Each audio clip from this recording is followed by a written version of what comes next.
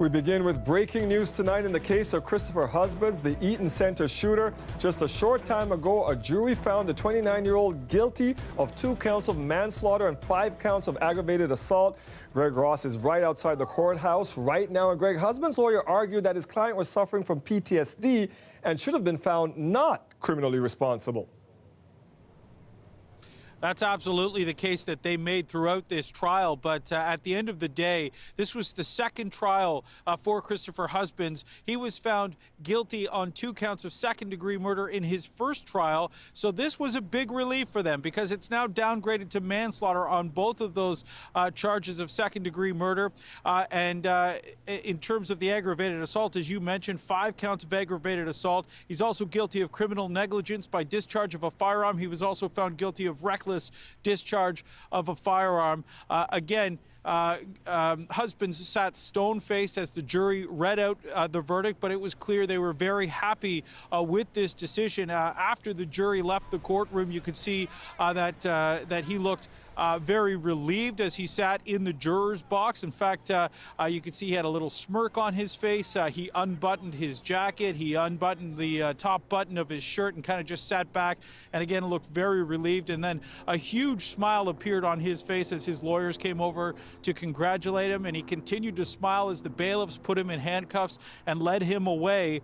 Here's what his lawyers had to say about this decision afterwards. It's a lot better than second-degree murder. So listen, we put forward a defense about the capacity of Mr. Husbands to be able to form the intent necessary for murder, and the jury accepted that they had at least a doubt on that front. Would we have preferred a not criminally responsible verdict? Yes, we would, but this is a long way different from conviction for an intentional act. Now, the next phase of this, obviously, is sentencing. And right now, he could be still facing life in prison if that's what the judge decides to do with these manslaughter charges. But the one difference is he wouldn't have been eligible for parole for 30 years in that first trial had that stood. But now, with this manslaughter charge, he could be eligible for parole on a life sentence as early as 7 years, according to his lawyers afterwards today. He's already served 7 years as it is right now. This happened back in 2012. Obviously, there are many other charges, many other things that the judge has to weigh. In fact, he looked at the jury before they left the courtroom today, and he said to them, well, there are many things, many aspects of this case that you did not hear. He talked about the impact on the victims. He talked about the families of the 2 men who were killed in this case. He talked about the other people who were in the mall, who were injured in that food court when Christopher Husbands opened fire back in June of 2012. He said that he's going to listen very closely to what they have to say when he decides on what the sentence should be in this case. The lawyers for Husbands spoke about that as well afterwards. Nobody could see the story of Connor Stevenson or the other victims in this and not be incredibly moved by their situation. And, you know, a terrible thing happened to them. And of course, the judge is going to have to take that into consideration. So again, there's still a long way to go here. The judge talked about coming back next week only to set a date for sentencing. And then again, he said he needs to set some time aside so that he can actually listen to those impact statements, listen to what the victims have to say, and weigh that very carefully as he makes a decision on sentencing in this case, Dwight. Greg Ross, and a breaking story from the courts tonight. Thank you, Greg. For a prime minister who claims to be innocent, my God, he's sounding guilty. Just let her speak. Do the right. The Prime Minister rises in the House, facing questions after questions over the SNC-Lavalin controversy as the woman at the heart of it all, Jody Wilson-Raybould, speaks publicly for the first time in days. Were you pressured by the Prime Minister's office? Were you pressured by the Prime Minister's office? Still working with my lawyer. How long why did you resign to get a decision? A day after the bombshell resignation of the Prime Minister's closest advisor, the NDP and Conservatives have now come together to demand a public inquiry. The corrosive nature of this scandal is eating away right into the office of the Prime Minister, and the Prime Minister must come clean with Canadians today. With high-profile resignations, with anonymously sourced smear campaigns, and with coordinated cover-up maneuvering, suggests this is not an ordinary political scandal. Something more sinister is at play here. Conservative leader Andrew Scheer also continued to press Justin Trudeau to waive solicitor-client privilege in the case that would allow the former Attorney General, Jody Wilson-Raybould, to answer questions about the controversy in public. Here's the Prime Minister's response. In the matter of solicitor-client privilege, the member opposite must know that there are real dangers of unintended consequences, particularly on the two court cases currently wending their way through the courts. That is why I have asked our Attorney General to give me advice on the very important matter. Order. The Honourable Leader of the Opposition. I think the unintended consequences he's worried about is losing more key staff from the Prime Minister's office as the truth comes out on this. Trudeau says Jody Wilson-Raybould asked to meet with the Liberal cabinet this morning. Their discussions were private, but CBC News caught up exclusively with her as she left the Hill. Take a listen. We're wondering about the long wait for cabinet, how things were going. You were sitting there placidly during question period there. I made myself available to cabinet if they wanted to hear from me. Okay, and how did it feel to be in question period today? I saw you using all sorts of messaging platforms. Who were you talking with? Well, I've always had 3 phones, still do. I was listening to question period. How did it feel? I'm the Member of Parliament for Vancouver Granville, so of course I was in question period. On the Commons Justice Committee, Ms. Khaled is going to have you appear, I believe, or she's asking to have you appear. Where are we at with that, please? Well, I haven't received that. As I understand it, that's transpired in the last little while. As I said earlier, I am continuing to discuss and talk with my counsel about what I can and cannot say. That too would apply at the Justice Committee if I were to appear. But of course I respect the Justice Committee and would be, I will appear. But as I said, I'm still in discussions with my counsel about the various privileges and confidences that I have. I'm wondering, ma'am, everyone's asking everyone who works in the Hill, what do we make of all this? What's your message to regular Canadians? Because they've all been reading about this in the papers, watching our coverage, listening to our coverage. What are they to make of it at this point? I'm really not at liberty to talk about that, but I will say that I'm incredibly proud to be the Member of Parliament for Vancouver Granville. I continue to have the commitment to serve my constituents, and I'm doing just that. And will you stay in caucus after tomorrow's caucus meeting?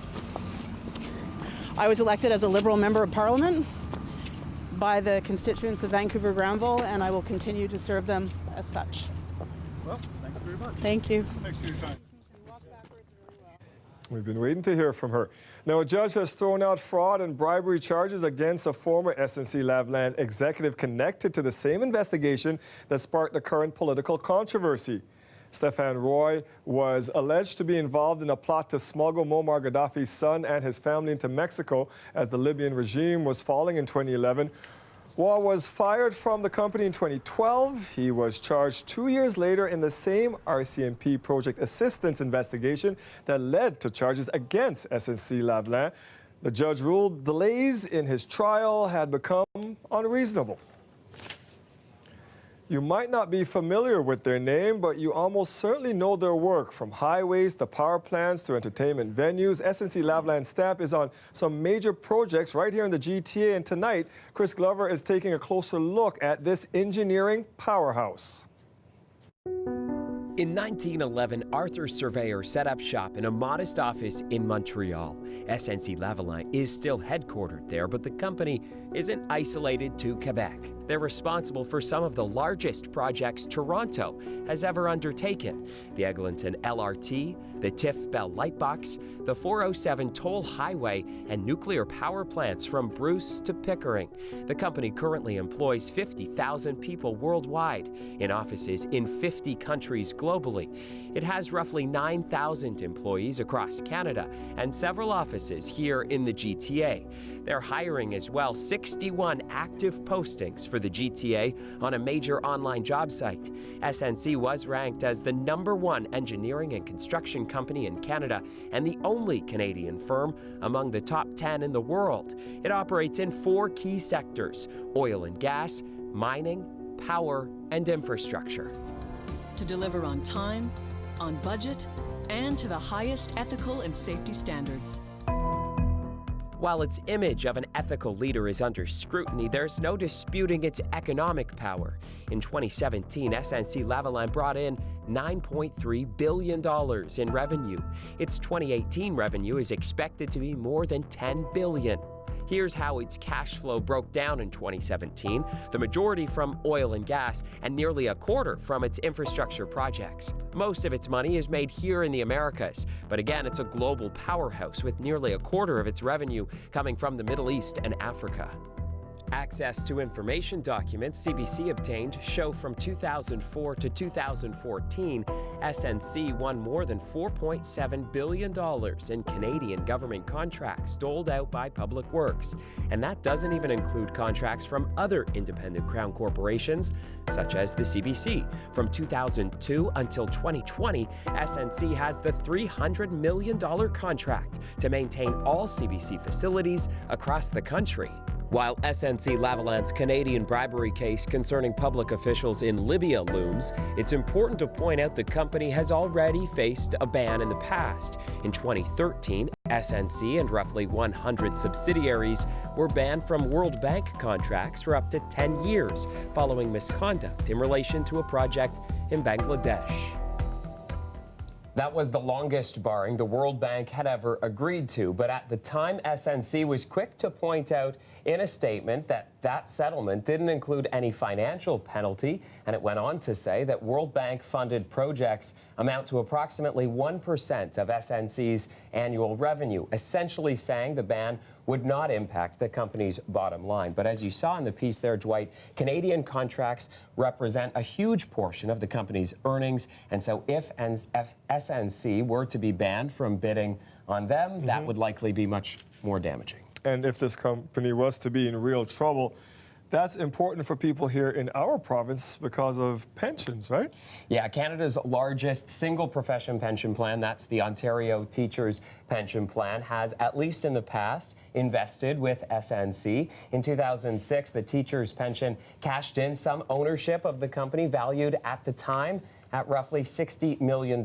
So again, it speaks to the sort of widespread calamity that could result if there were major problems with the company. Thank you for that, Chris. Thank you. A lot of new developments today regarding SNC-Lavalin, Jody Winslow-Raybould, and the Prime Minister. Of course, you can find more information on the controversy swirling around Parliament Hill. Just head to cbcnews.ca. Our provincial politicians got back to work at Queen's Park, and it didn't take long before things got heated in the legislature. Our Queen's Park reporter Mike Crawley takes us through what happened today. These cuts came out almost a month ago. Protests greet MPPs on their return to Queen's Park, both outside the legislature. We'll organize and shut it down if Ford don't stop the cuts right now. And inside.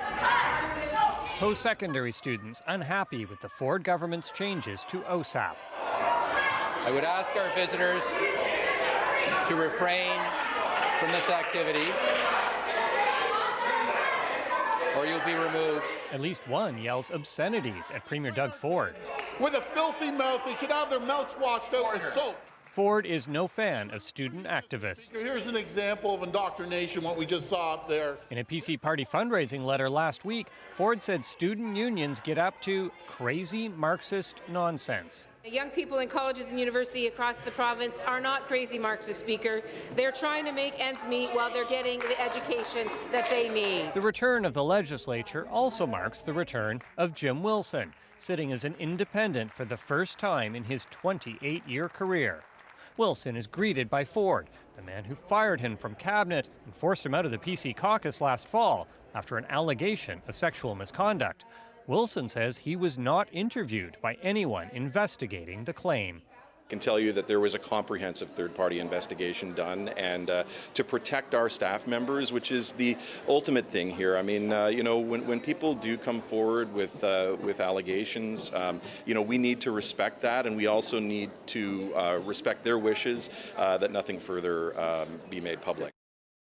Now, Ford's friendly handshake with Jim Wilson is prompting some speculation here that the veteran the veteran MPP could make his way back into the PC caucus and even into cabinet. But the Tories have been very quick to throw cold water on that notion. Dwight? All right, Mike, back to the disruption from the protesters in the legislature. How would you describe then the tone between the MPPs today? You know, you'd expect, Dwight, that after 6+ weeks of them not being around, and so much has happened from the Ford government over these past few weeks, that the NDP would have been, you know, really on their game. But honestly, they asked questions about health care and some questions about autism changes, and nothing really stuck to the Ford government. So if the NDP is really going to hold the PCs to account in the legislature, they're going to have to really up their game. Dwight? Thank you, Mike. If we could have a moment of silence for her, but also to reflect on the work that we need to do as legislators here in the House to ensure that no child experiences the impacts of domestic violence here in our province. Member for Brampton Centre is seeking the unanimous consent of the House for a moment's silence. Agreed? Agreed.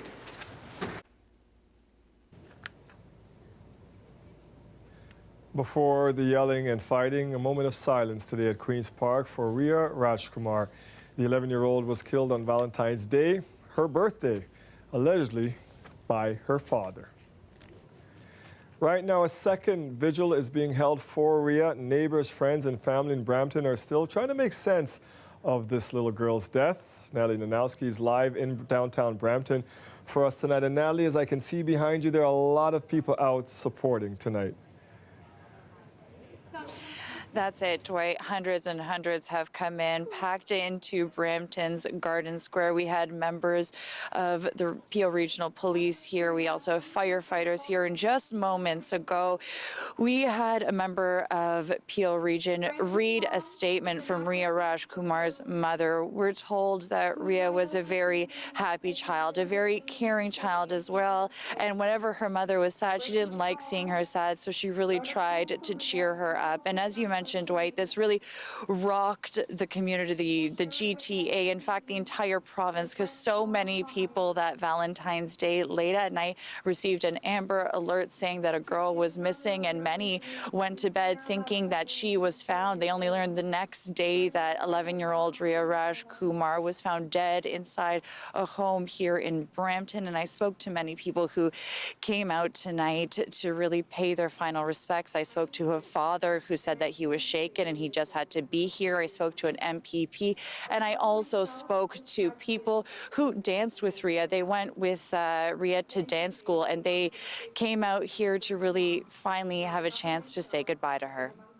Wanted to show our respects to her. We're all a part of the dance school, so she was with us for a brief time. But yeah, very happy kid, liked by everybody. It's so devastating, especially as a father of two kids. I can imagine the pain the family is going through. It's so devastating, and we are here to offer our condolences to the family. I got two young kids of my own, and we've seen the story come through the Amber Alert on the phone, and it was devastating. It hit home because it's crazy. It's Valentine's Day, it's her birthday, you know what I mean? So we just came by, we're across the street, and I said, you know what, let's come by, show our support, and just give what we can for her, right? Because it was devastating. Yeah. So yes, everyone is coming out here tonight to support her family, to offer their final prayers. We had prayers from pretty much every single major religion so far. Now this vigil continues for about another half an hour or so. Dwight, it is the second one you mentioned. The first one was in Mississauga. That was over the weekend, and that was outside of Ria Rajkumar's school, and that brought hundreds of people there as well, and hundreds more here. So as you could see, the community is really shaken by all of this. Now, after this vigil wraps up, we're told that visitations for Ria Raj Kumar begin at 7:30 in Etobicoke. Dwight? Yeah, nice to see the community out supporting and getting together in light of this tragedy tonight. Thank you for that, Natalie. A concern we have heard over and over from both families and police is that the SIU wastes time and energy investigating the wrong things. Still ahead, the Ford government is making big changes to how the police in this province are policed. Details coming up. Experts say there is a looming mass shortage of trained aerospace workers, but a new research hub at Downsview Park may change that. Companies like Bombardier have teamed up with local colleges and universities to use the space. Adrian Chung now with the aerospace industry rebirth right here in our city. There's a debris field that starts over there, which is where the aircraft first hit the ground. The plane crash is just a mock one, but the lessons students can learn from it, invaluable. And then it slid or bounced over to where it now sits right here in its final resting spot. The study is just one piece of the University of Toronto's Institute for Aerospace Studies, and big plans are ahead to pair their graduate students with the biggest names in the aerospace industry. The idea of moving to a place where we would see other people working in aerospace every day, I think that would be an enormous benefit to us, an enormous benefit to research in general. The vision? To build a 130,000 square foot aerospace hub, a place for research and innovation at Downsview Park. Private companies like Bombardier and Safran have joined. So too have schools like Centennial College. Called the Beatles effect in that sense. You now have the sum of the parts is greater than the individual, where an academic, a professor can be grabbing a coffee and run into someone from Bombardier's engineering team and say, hey, look, we're working on this. What do you think? Oh, 1 second. We can also go over to Centennial's facility and check out a piece of equipment, and a project can emerge from that. The program has already taken over an original building at Downsview Park with a nearly 100-year history of building aircraft. The consortium driving the idea hopes history will repeat itself. It now allows us to grow those small companies, allows us to echo and bring a focal point, a gateway, if you want to call it that, to allow us to interact with any training and research needs for the world to see and come and interact. U of T students played a role in creating the Canadarm and have illustrious graduates like astronauts Roberta Bondar, but they say the industry in this country needs a rebirth. There was a big expansion in the aerospace industry in the 1980s, about 30 years ago. So unsurprisingly, a lot of the people working in the industry are now in their 50s. So in the next 10 years, a lot of them are likely looking to retire, which means that we need to produce a great number of aerospace engineers and other technical people to replace them. If the plan stays on track, students will move into the newly minted Aerospace Hub by 2025. Adrian Chung, CBC News, Toronto. Lights, camera, construction. Netflix is coming to town. So we're looking at the recently raised 50,000 square foot edge of the building. Will there be two 25,000 square foot stages? The streaming giant is changing the industry, and Toronto is rolling out the red carpet for them. I'm Ali Chiasson, and I'll have that story coming up. The weather update is brought to you by Train Extreme Conditions Testing. It's hard to stop a train, really hard. Train, the most reliable heating and cooling brand.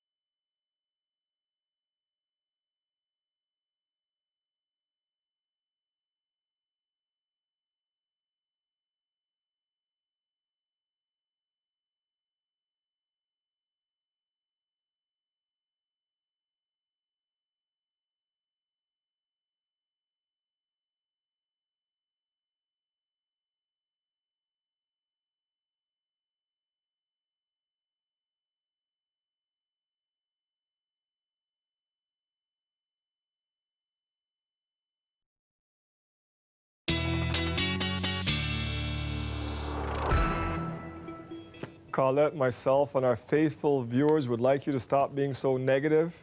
We're wondering if you have no numbers on the positive side. We know it's not summer. We don't want plus 24, but plus 1, plus 2, plus 3. You know, it's occurred to me sometime I'm going to do a fake 5-day forecast for you, Dwight. And I'm just, for February, and it's going to be like 25, 30 degrees. Actually, it'll be for us both because we'd like to get through this. Hey, we do have milder temperatures. That's something I've been talking about that are coming. We just have to get through another messy system for us into Wednesday. It's going to be mostly the afternoon, the commute later in the day, and then into the evening hours carrying on. Tonight, we're not seeing much. We still have cold conditions, but not as cold as last night.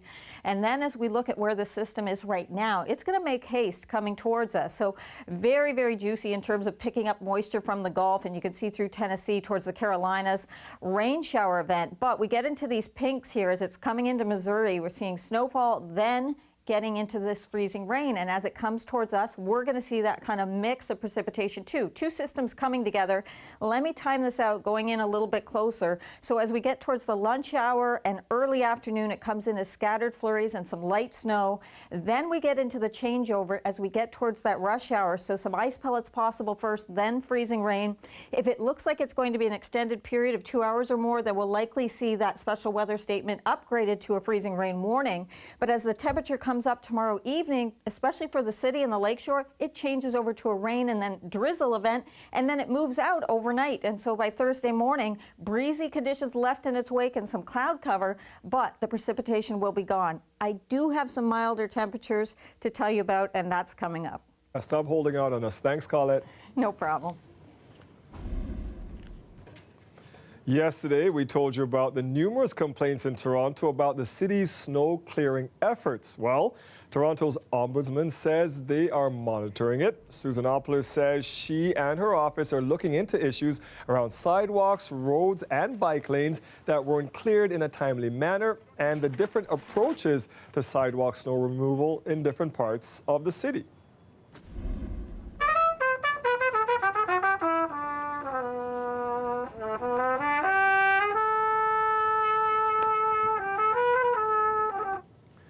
You may remember this talented musician and his very cool hair. I interviewed 17-year-old William Leathers back in May when he was crowdfunding to help cover his tuition to Juilliard. Well, now he's attending the prestigious art school, but he's back to play a concert this weekend at the Aga Khan Museum. It's part of a Black History Month celebration. He'll be joined on stage by several other musicians, including his dad, who also plays the trumpet.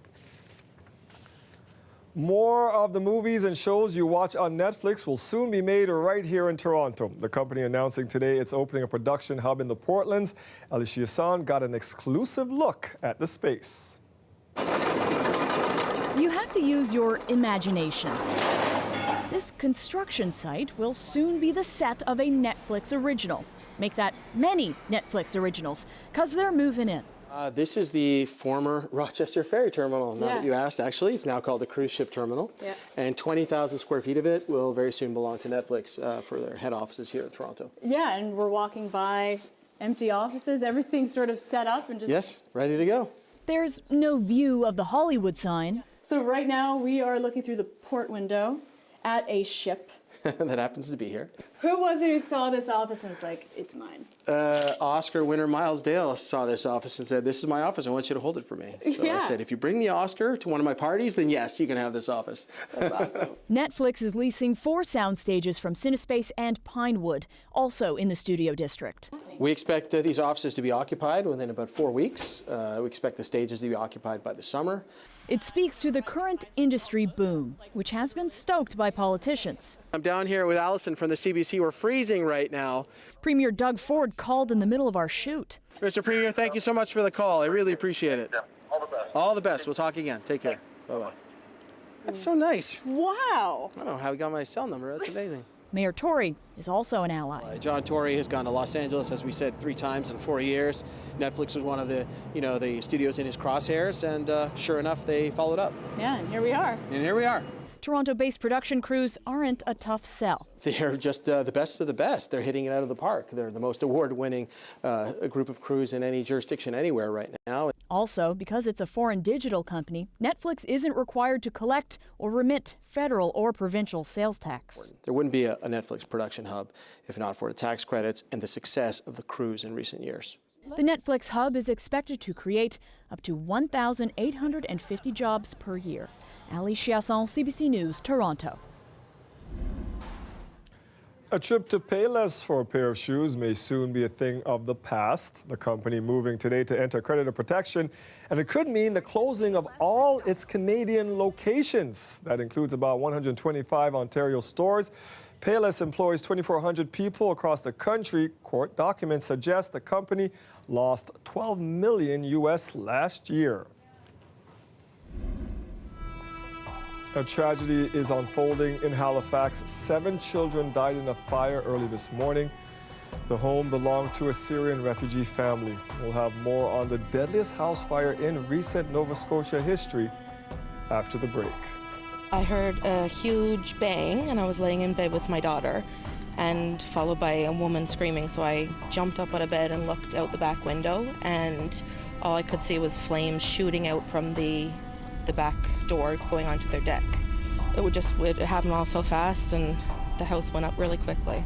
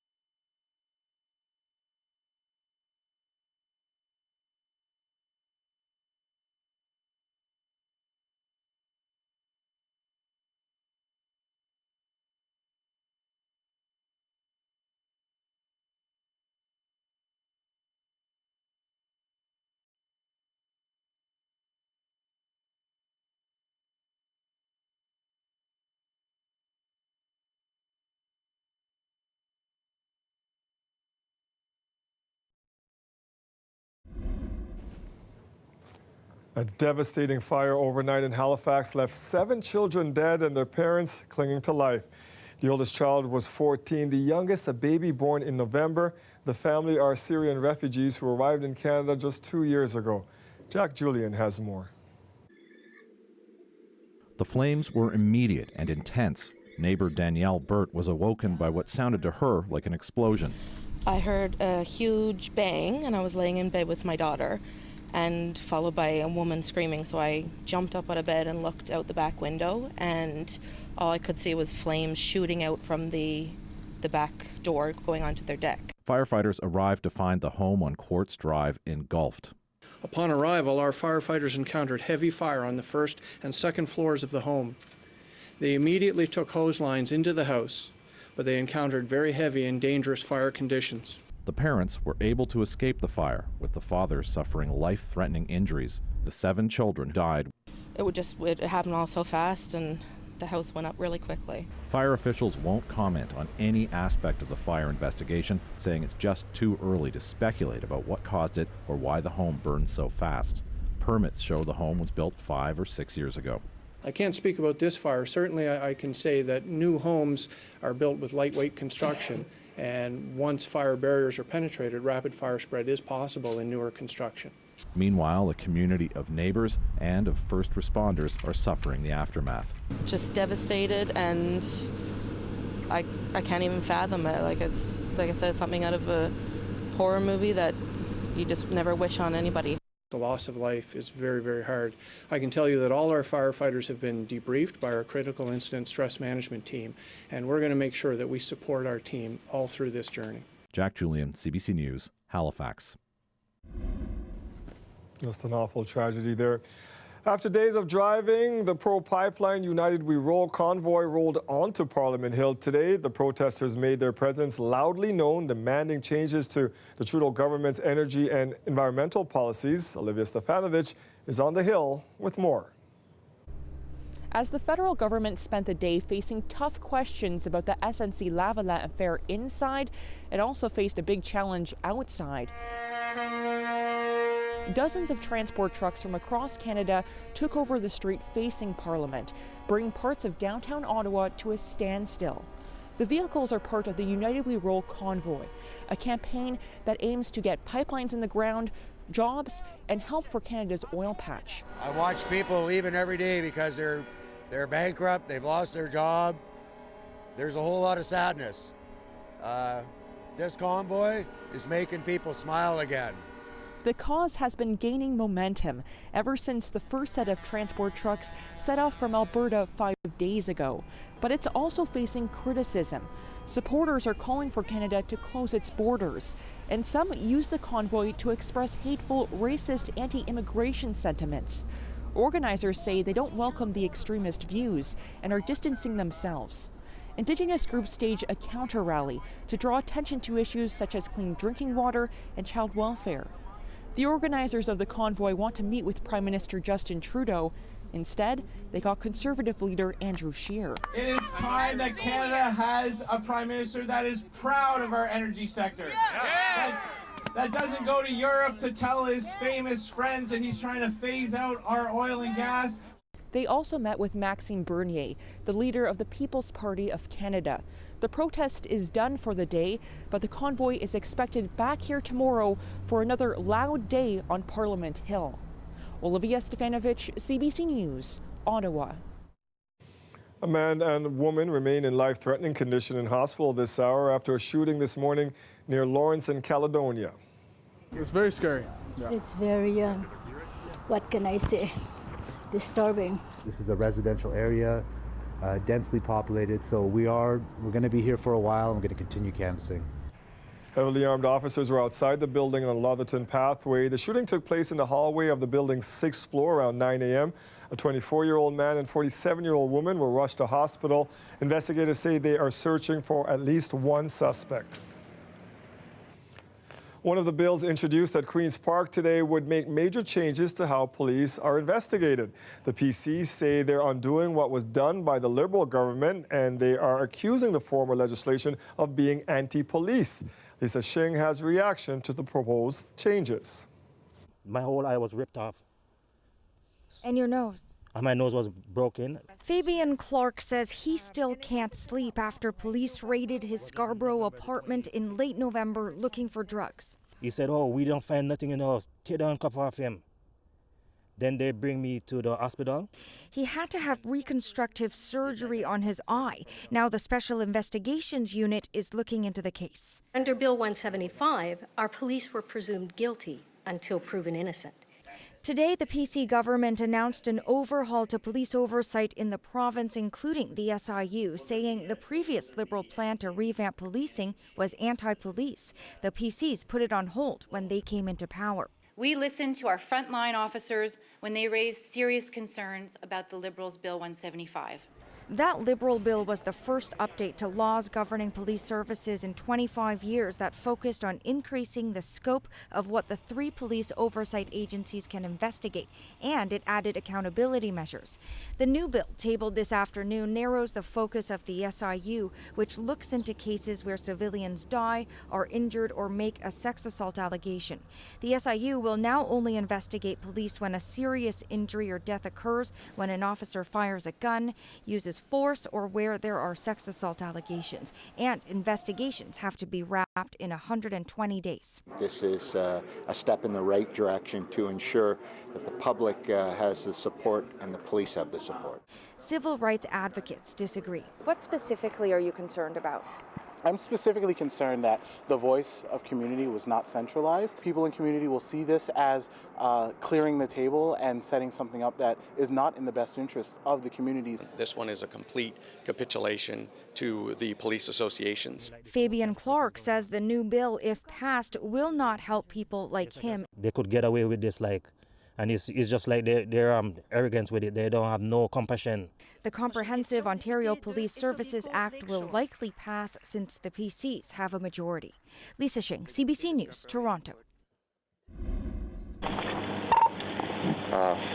1421, yeah, he's passed out. I'm going to need some units here. New York police have put out yet another video showing a suspected impaired driver who fell asleep behind the wheel.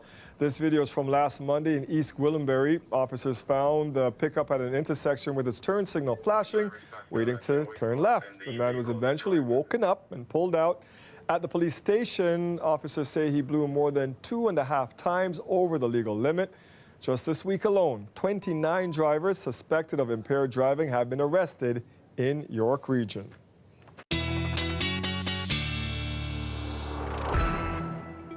Earlier in the show, Colette promised she was going to talk about a warm-up. Let's see if she keeps her promise. Well, hey, even tonight's a little warmer than last night. Yes, that's true. I don't think anyone would call it warm, however, but there is a warm-up in my 5-day forecast, and we're going to get there in just a moment. First of all, just having a look at where we stand, -6 after this morning's low of -15. However, we do have some winds to contend with. They've been mostly out of the west, so it feels like -11. That's our current wind chill here.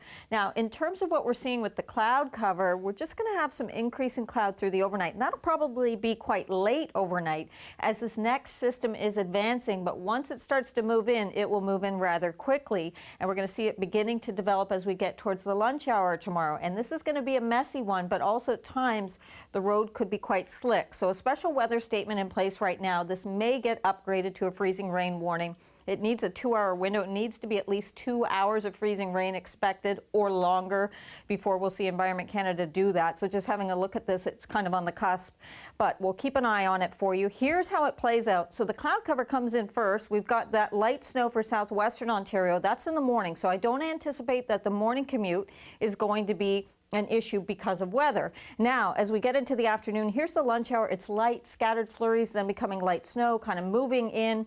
Not really expecting much in terms of accumulation with this because there isn't going to be much, but we get into this corridor where it changes over late afternoon into early evening. Ice pellets, then some freezing rain, and then closer to the lakeshore as the temperature rises, it becomes a rain event later on, but that's closer to 9, 10 o'clock as the temperature keeps coming up closer to freezing. And then it moves out overnight so that by Thursday morning, we're looking at things improving, and by Thursday afternoon, probably some sunshine. Overnight tonight, our lows, though, -9 to -11. Feeling colder than that. but not as cold as last night. Tomorrow afternoon, this is what the temperatures will look like. This is a snapshot of the afternoon. So they're still going to come up another degree or two into the evening, and that's why we'll see that changeover. Now, once we get through Wednesday, Thursday, 2 to 3 degrees for the high with some sunshine, especially later in the day, things looking good. Friday, sunshine 2. Normal this time of year is around -1. Saturday, 4 degrees. Then a system late Saturday moves in into Sunday, mostly a rain event because 6 degrees for the high. My only concern about this is going to be the risk of seeing some flooding because we're going to be getting into this melting situation, which we need. We just don't need it to happen too quickly, Dwight. You're absolutely right. And Saturday, I think I'm going to be cracking up some ice on the driveway with that 4 out there. You're getting so good at that. I'm learning. Thank you, Colette. Giving you lots of practice. Yes, You're welcome. This year for sure. With his dark suits, ponytailed white hair, and tinted glasses, he was an icon of the haute couture industry for over half a century. Karl Lagerfeld has died. We'll take a look back at his illustrious career that took him from Hamburg to the House of Chanel next.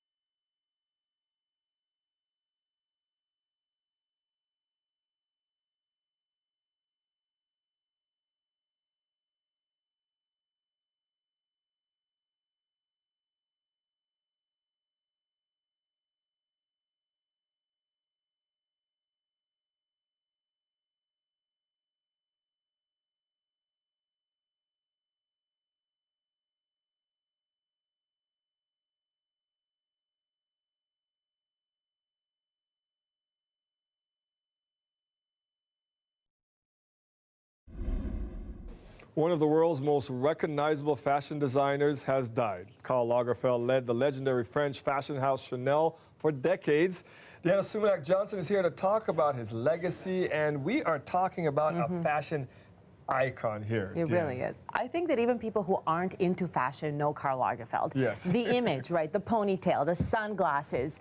He said that when he was young, he wanted to be a caricaturist, so he made himself a caricature of a fashion designer, and he did it so well. He was so relevant for so long, which is really difficult to do in fashion industry. When he took control of Chanel in 1983, but first of all, unfathomable that a German man would helm this very quintessentially French yes. haute couture house. And yet, with what talent he did it, he really kept Chanel relevant and modern for so many years. At the time in the 80s and 90s, it kind of started falling look at him out of there, that, all young. right? Look at him with dark hair, not white yet, still the ponytail. But he really kept it current and relevant with a bevy of new supermodels and innovating Chanel's looks while still keeping it true to its kind of tweed jackets and ladylike demeanors. And of course, he's known for kind of saying outrageous things as well. Yes. So he liked to sort of court controversy just to keep himself relevant and in the public eye. But really, an astounding body of work and just staying fresh and young in an industry that's always fresh and young, even well into his 80s. Look at that. So he also left his mark on Toronto, even designing the lobby of the art shop in Midtown. How is he being remembered today? That's right. So Canadian designers we spoke to just had so much to say about him. He's left a mark on almost everyone. And I thought Kimberly Newport-Mimran of Pink Tartan, you see her designs. They're also very sort of ladylike and classic. These jackets we're looking at right now are in her flagship store in Yorkville, and they're Chanel jackets. They put together a little display. She said she wanted to pay her homage to Karl Lagerfeld and what he's meant to her career. We got a chance to chat with her. Here's what Kimberly Newport-Mimran had to say. It's always been part of my design ethos because I love the whole idea is great style doesn't go out of fashion. And, you know, he had so many great sound bites, like being trendy is one step away from being tacky. So I just loved his point of view on fashion. Right? Which is, I think, why he was able to keep it up for so long, because always not really following the fads. And I just wanted to read a few tweets of his friends. Victoria Beckham said, so incredibly sad to hear this. Karl was a genius and always so kind and generous to me, both personally and professionally. Donatella Versace said, Karl, your genius touched the lives of so many, especially Johnny and I, her late brother, Johnny Versace. We will never forget your incredible talent and endless inspiration. We were always learning from you. And even Rihanna, speaking of young people, people who are always pushing fashion forward. Every red carpet, we're looking forward to see what she was wearing. She loved Karl Lagerfeld, often wore Chanel, which I think really shows how he was able to move with the young and the hip all the way until the end of his career. Karl Lagerfeld was 85, we think. That's right. He's always a bit coy, but a quintessential fashion man, you know? You don't tell your age. Thank you, Deanna. You're welcome.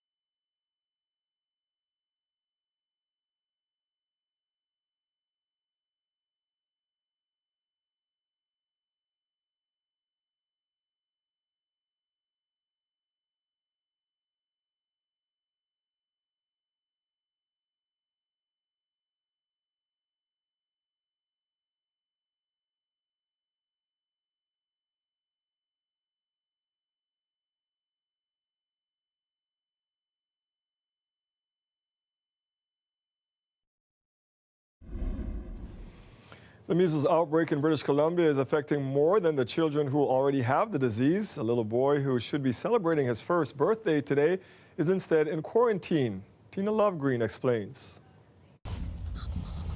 This is the only way we can introduce you to 11-month-old Max. He's in quarantine. Doctors have told his parents to keep him inside for over a week. We're scared, we're infuriated, we're just kind of holding on. Max's parents took him to BC Children's Hospital on February 1st for a routine visit. And on Friday, they got a call saying that he was exposed to the measles while he was there. And needless to say, I was totally shocked. That's especially dangerous for Max because he was born premature and is considered high risk. He could possibly get such a bad brain inflammation that it could cause deafness, it can cause permanent brain damage, or death. Ready for this one? Max is too young to get the MMR vaccine. You have to be at least 12 months old to get your first dose. You say, Mama? His mother had booked his appointment for this week. We are so angry at this situation. BC is in the middle of a measles outbreak. 8 new cases were confirmed on Friday after a Vancouver family traveled to Vietnam and brought back the infectious disease. In an exclusive CBC interview, the father explained how his 3 children had not been vaccinated, fearing autism. That's already been debunked. So there is scientific evidence that our vaccinations do work. The World Health Organization says it's because of anti-vaxxers that the disease has made a resurgence in recent years. That puts those who can't get vaccinated because of their age or health in danger. Require everyone to get vaccinated. I don't understand what the choice is. Hello. As for Max's birthday party, it will have to wait until Saturday. That's when the family will know if he's in the clear. Then they can celebrate. Tina Lovegreen, CBC News, Burnaby.